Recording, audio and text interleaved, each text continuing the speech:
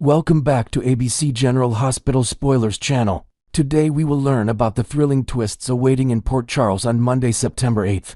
In the bustling world of Port Charles, tensions are skyrocketing as familiar faces navigate a web of secrets, suspicions, and sudden dangers. Jason Morgan finds himself dodging bullets in a heart-pounding moment that could change everything, while Willow Tate faces probing questions that test her composure. Adding to the chaos, Christina Corinthos Davis spirals into an emotional breakdown tied to young Scout Kane, setting the stage for family conflicts that ripple through the community. As alliances shift and hidden truths bubble to the surface, viewers are in for an episode packed with high-stakes drama, unexpected alliances, and the kind of revelations that keep fans on the edge of their seats. Let's dive deeper into these unfolding stories, exploring how each character's choices could reshape their futures in this iconic soap opera town. Starting with the legal entanglements, Diane Miller steps into a crucial conversation with Sonny Corinthos, probing him on who might need her sharp defense skills in the coming storm. Sonny, ever the protective patriarch, could easily land in the crosshairs as a prime suspect in the shocking shooting of Drew Kane. But his worries extend beyond himself. He might be more focused on shielding his son Michael Corinthos, especially after Tracy Quartermain spotted Michael's car suspiciously parked near Drew's residence and advised him to secure a solid alibi. Imagine the added layer of intrigue if Sonny confides in Diane about potential evidence linking Michael to the scene, perhaps involving a forgotten phone call or a mysterious witness. To complicate matters, Michael stumbles upon fresh intel in the prior episode, which might redirect the spotlight onto another shadowy figure in Port Charles, Mabe, someone with a long-standing grudge against Drew. This new information could include leaked security footage or an anonymous tip, forcing Michael to rethink his strategies and alliances. Sonny, not one to leave things to chance, enlists Diane's expertise to prepare for any fallout, perhaps even brainstorming alibis that involve fabricated business meetings or surprise family gatherings. The air is thick with uncertainty, as these developments hint at a larger conspiracy brewing, where loyalties are tested and betrayals lurk around every corner. Shifting to the Corinthos Davis household, Christina's world unravels in a dramatic meltdown when her mother, Alexis Davis, floats the idea of temporarily housing Scout Kane amid Drew's hospitalization. Christina, already on edge from recent upheavals, vehemently opposes this, arguing it would be a disastrous move for everyone involved. She might vividly remind Alexis of the ongoing nightmare with Rick Lansing, who's being held captive in their basement, a secret that's like a ticking time bomb, waiting to explode. To heighten the tension, picture Christina painting a vivid picture of the risks Scout's innocent presence could accidentally uncover Rick's predicament, leading to police involvement or worse. Moreover, Drew's restraining orders remain firmly in place, adding legal barriers that make any such arrangement not just impractical, but potentially criminal. Christina could expand on this by sharing fabricated memories of past family gatherings gone wrong, emphasizing how Scout's curiosity might lead her to forbidden areas of the house. This outburst isn't just about logistics. It's a raw expression of Christina's fears for her family's stability, perhaps tying back to her own recent brushes with loss and regret. Alexis, caught off guard, might try to calm the storm, but Christina's passion underscores the deep fractures in their relationships, hinting at future confrontations that could involve custody battles or unexpected interventions from other relatives. Over at General Hospital, Portia Robinson engages in a skeptical chat with Nina Reeves, labeling a certain scenario as implausible and yet so fortunate in a tone laced with doubt. Portia could be questioning Nina's alibi of a casual stroll with Willow Tate, especially given their well-known estrangement that has fueled gossip in Port Charles for months. Inventing a new twist, perhaps Portia recalls overhearing whispers about Nina's recent arguments with Willow, making the walk seem like a contrived cover story. Nina, who indeed fabricated details to the authorities, might find herself cornered as Portia presses for more specifics like the exact path they took, or what they discuss at exposing cracks in her tale. This interaction could snowball into serious repercussions, with Nina facing potential perjury charges or a damaged reputation among her peers. Extending this, Willow might later learn of the scrutiny, prompting her to weave even more elaborate lies to protect their shared secret. The fortunate aspect Portia mentions could refer to how Nina's story conveniently aligns with the timeline of events, yet it feels too coincidental, like a puzzle piece forced into place. As these doubts fester, it adds a layer of suspense. suggesting that Nina's web of deceptions might soon ensnare not just her, but Willow too, leading to explosive confrontations in the hospital corridors. Meanwhile, Willow Tate encounters an insistent Lulu Spencer at the hospital, who urges her to open up off the record about the turmoil surrounding Drew's attack. Lulu, with her journalistic instincts sharpened by years of digging into Port Charles scandals, might approach Willow in a quiet corner, promising discretion while subtly probing for insider details. Willow, determined to maintain her facade of innocence, could either firmly decline, citing the sensitivity of the situation, or cleverly deflect by expressing feigned outrage over the attempt on Drew's life, perhaps adding invented anecdotes about their shared history to bolster her act. To flesh this out, imagine Willow recounting a made-up story of a recent family outing with Drew, painting him as a devoted uncle to heighten her shock. However, beneath this performance, there's an undercurrent of guilt. Willow's efforts to appear blameless might include nervous glances or hurried excuses,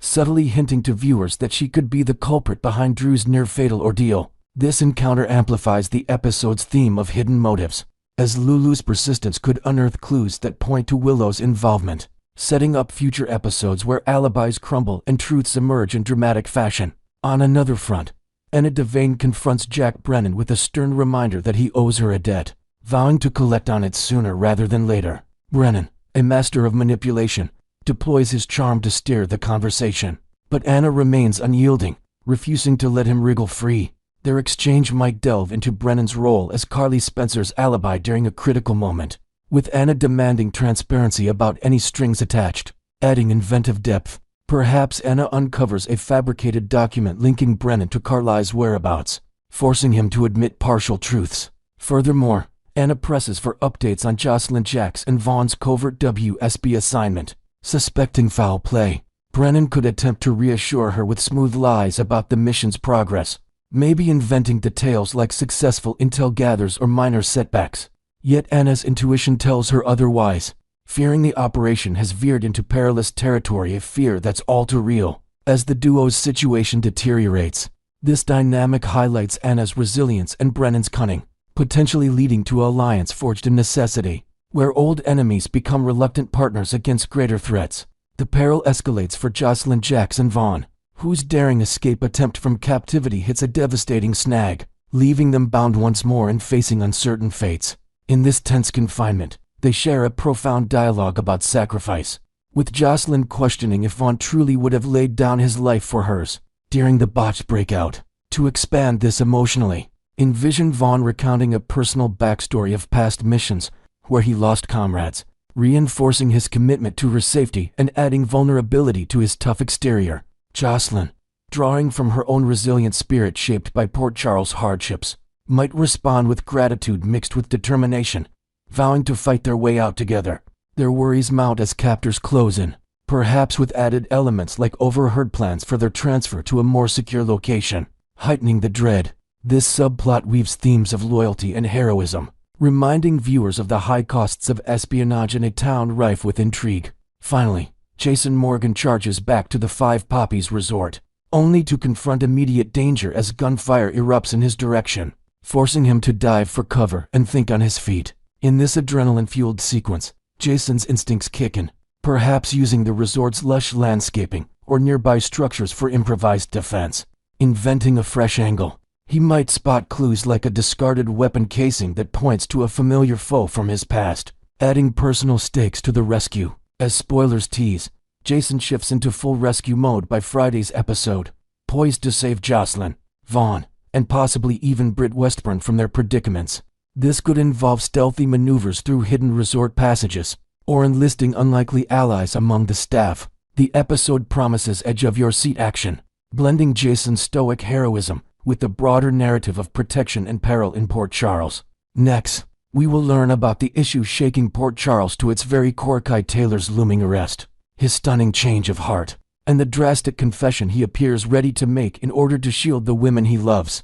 When Kai first sauntered into town, he wore confidence like armor, convinced that championing Drew Kane would prove he was on the side of righteousness. That certainty shattered the night he betrayed Trina Robinson by secretly warning Drew about Curtis Ashford's double-dealing plan. In an instant, every bridge Kai had painstakingly built with the Robinson-Ashford clan went up in metaphorical flames. Trina's eyes, once soft with trust, hardened into cold stone, and Portia Robinson had tentatively accepted Kai. As part of her daughter's complicated circle closed the door on him with chilling finality. The fallout was swift. Friends distanced themselves. Social media buzzed with condemnation. And Kai, alone in his apartment, replayed the evening 1,000 times, wondering how good intentions had veered so violently off course. Fate, however, had one more nasty twist.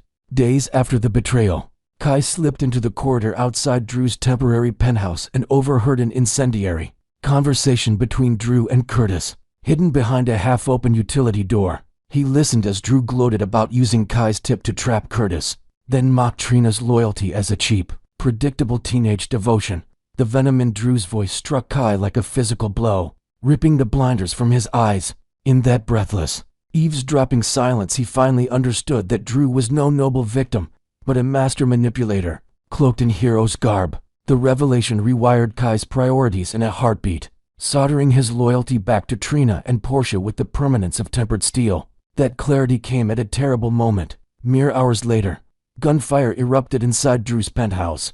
Witnesses would later describe two shots echoing down the marble hallway, followed by frantic footsteps and the whir of an elevator speeding toward the lobby. Inside, Kai found Drew sprawled on the floor, a crimson bloom spreading across his designer shirt. For a fleeting second, Kai's EMT instinct screamed at him to apply pressure. Call 911. Do anything, yet Trina's terrified tears rang louder. Instead of kneeling beside the fallen man, Kai grabbed Trina's shaking hand, wiped away the blood that had splattered onto her sleeve, and hustled her out the back stairwell. They vanished into the night, leaving Drew to fight for breath and fate to decide whether he lived or died. In their desperate scramble, Kai and Trina overlooked a critical detail: fingerprints. Their smudged prints mar every surface of Drew's tastefully minimalist living room: crystal tumblers they touched while arguing, the sleek doorknob Kai twisted in his hurry, even the metal railing of the service stairs. Detective Dante Falcone's crime scene team will catalog each one, constructing a timeline that places Kai and Trina squarely at the scene moments before the shooting. Worse still, an antique mantel clock knocked askew during their confrontation may register their DNA, turning an unfortunate accident into damning physical evidence. If prosecutors smell blood, they will not hesitate to slap cuffs on Trina, eager to leverage her in exchange for testimony against Kai. Kai will not allow that nightmare scenario to unfold. Sources whisper that he is already mapping out an audacious strategy: walk into the PCPD, accept arrest without resistance, and deliver a full written confession naming himself as the lone gunman. He plans to omit every shadowy detail about Portia's blackmail or deal with Curtis, positioning the break-in as a misguided attempt to confront Drew alone. In his version, Trina never set foot inside the penthouse. She merely waited in the hallway, oblivious to the violence erupting within. By taking sole responsibility, Kai hopes to sever the investigative chain linking Trina or Portia to the crime, effectively insulating them from legal blowback. Portia's exposure remains a ticking time bomb. Should the police uncover Curtis's extortion and Portia's frantic efforts to suppress it, she could face charges ranging from obstruction to accessory after the fact. Kai's potential confession therefore serves a dual purpose: liberate Trina from suspicion, and divert scrutiny away from Portia's precarious secret. He knows all too well the cost of a daughter growing up without her mother, and he refuses to let Trina live that reality. To further reinforce his story, Kai may plant evidence of his own: an illegally purchased firearm wiped free of prints, a forged receipt suggesting premeditation to tighten the narrative's believability, and keep the women he loves out of harm's reach. Legal maneuvering in Port Charles seldom follows a straight line, and District Attorney Robert Scorpio is famous for smelling a lie before the suspect even finishes speaking. If Kai confesses, Scorpio will probe every syllable, ordering ballistics tests, phone record subpoenas, and time-stamp security footage from every lobby camera within a 5-block radius. Meanwhile, Diane Miller, battle-hardened defense attorney extraordinaire, called swooping at Trina's frantic request, arguing that Kai's statement reeks of coercion or misguided chivalry. A sensational courtroom showdown looms, complete with expert witnesses, dramatic cross-examinations, and jurors who whisper about the case during lunch recess despite stern instructions not to. While attorneys sharpen their blades, the emotional toll on Trina is crippling. Haunted by the sight of Drew bleeding, she wrestles with crushing guilt, wondering if her silence makes her complicit. Scenes of her pacing the docks at sunset may fill upcoming episodes, where she rehearses tearful confessions to Portia that never quite leave her tongue.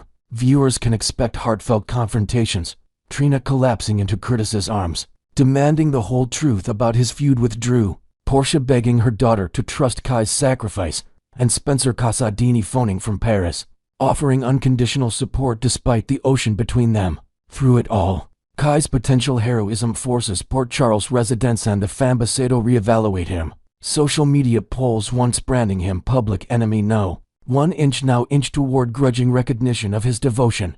Yet the biggest question remains unanswered. Who really squeezed the trigger? Rumblings in the Quartermain mansion hint at a masked intruder captured on half-corrupted CCTV. Their silhouette too slim to be Kai's and their gait too graceful. Rumors suggest Victor Casadin's residual network could be targeting Drew for secrets, locked in a forgotten memory map. Or perhaps a vengeful relative of Peter August believes Drew still holds clues to long-buried crimes.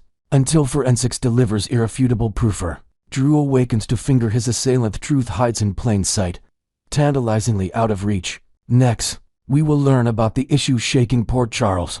To its very core, Ryan Paevey's breathtaking comeback to the daytime drama that first catapulted him into soap stardom, the loving update he just shared about his mother's health, and the tantalizing mystery surrounding which character he'll actually play when the cameras start rolling again. Ryan Paevey's journey back to ABC General Hospital reads like a Hollywood fable, with a soap opera twist. In early 2024, the actor stunned fans by announcing that he was stepping away from the spotlight entirely, citing a frustrating drought of fulfilling roles and the emotionally draining battle his mother was waging against lung cancer. For months, he kept a low profile, trading red carpets for hospital hallways and spending his days in quiet reflection on a career he once thought was over for good. Then came the headline no one expected. After 6 years of Hallmark romances and a self-imposed hiatus, Paevey had inked a confidential deal with General Hospital's showrunner Frank Valentinian, designed to resurrect the kind of high-stakes drama that sets social media ablaze. The first glimmer of Paevey's return surfaced in a Deadline exclusive, where the actor revealed that Valentini personally reached out with several storyline pitches, ranging from short-term guest arcs to a permanent contract that could reshape the canvas of Port Charles for years to come. True to form, Paevey refused anything ordinary, telling the outlet that he would only sign on if writers delivered a meaty storyline, rich in moral complexity and emotional payoff. Production sources now whisper that the deal was sweetened with a promise, a chance to showcase Paevey in a dual role that pushes his acting chops far beyond the stoic hero mold he wore as Detective Nathan West. Paired with the professional news was a heartfelt personal update. Paevey's mother, whose diagnosis once loomed like a storm cloud, is responding well to treatment. He shared during a TV Guide sit-down that her doctors have upgraded her prognosis from guarded to cautiously optimistic, a medical phrase that sparkles with hope in every syllable. Buoyed by this improvement, Paevey said the family's day-to-day fear has quieted to a dull hum, allowing him the mental space to contemplate scripts, rehearse scenes, and rediscover the joy of stepping onto a soundstage. Fans everywhere breathed a cyber sigh of relief as return feels less like a comeback tour, and more like a celebration of resilience, both personal and professional. Of course, the million-dollar question swirls. If Nathan West died on-screen in 2018, who exactly will Paevey embody upon re-entering Port Charles? One theory making the rounds in fan forums posits that writers could pull a classic soap twist, revealing that Nathan's tragic death was a masterful ruse orchestrated by none other than Victor Casadini.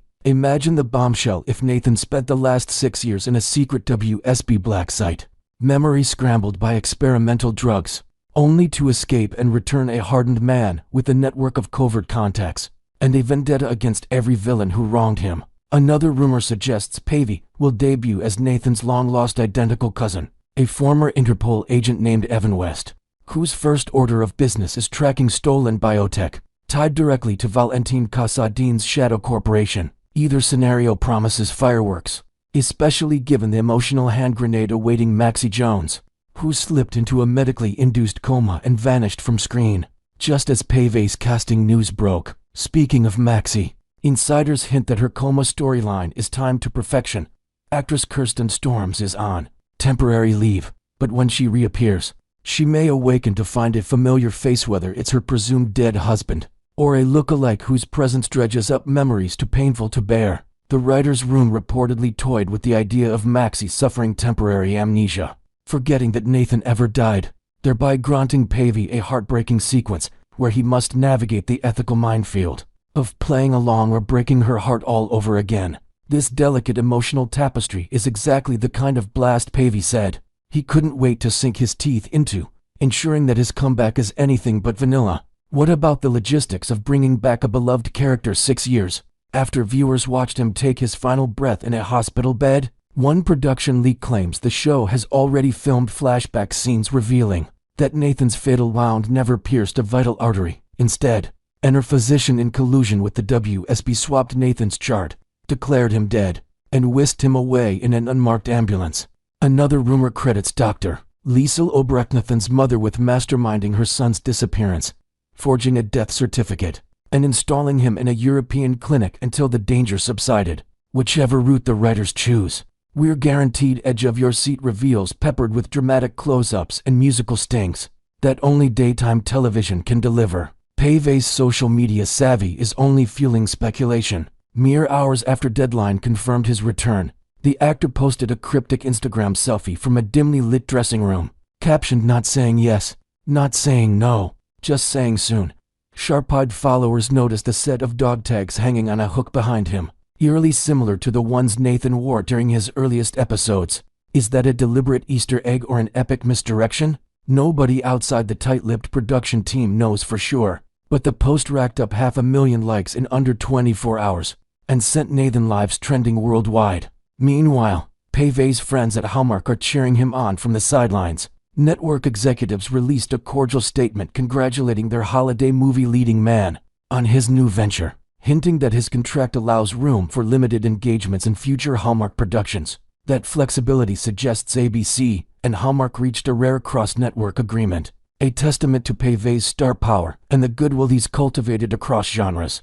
Behind the scenes at General Hospital, scripts are reportedly under lock and key, with cast members receiving only their pages to prevent leaks. One anonymous crew member joked that the secrecy rivals Marvel Studios, complete with code names for sets and body double rehearsals to throw paparazzi off the scent. On-location shoots have been pared down to skeleton crews, and actors must now sign enhanced non-disclosure agreements that threaten hefty fines for accidental spoilers. In an industry where plot twists can evaporate with a single tweet, such measures underscore just how monumental Paevey's return could be for the show's ratings and cultural footprint. Naturally, fan conventions are salivating at the prospect of hosting the actor again. Event organizers from Orlando to Los Angeles are reportedly adjusting fall lineups, banking on Paevey's renewed visibility to boost ticket sales. Some have teased exclusive Port Charles Confidential panels, where Paevey could dissect his character's evolution from clean-cut detective to whatever darker,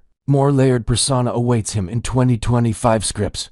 Yet through all the speculation and corporate maneuvering, Paevey remains grounded, often crediting his mother's recovery journey as the compass guiding his career choices. During a charity livestream benefiting lung cancer research, he shared that nights spent chatting with her about life, love, and legacy rekindled his passion for storytelling. "Mom reminded me that acting gives people hope," he said, "and hope is something you never walk away from permanently." Those words resonated deeply with viewers, many of whom flooded message boards with stories of how Nathan West's kindness helped them through their own rough patches.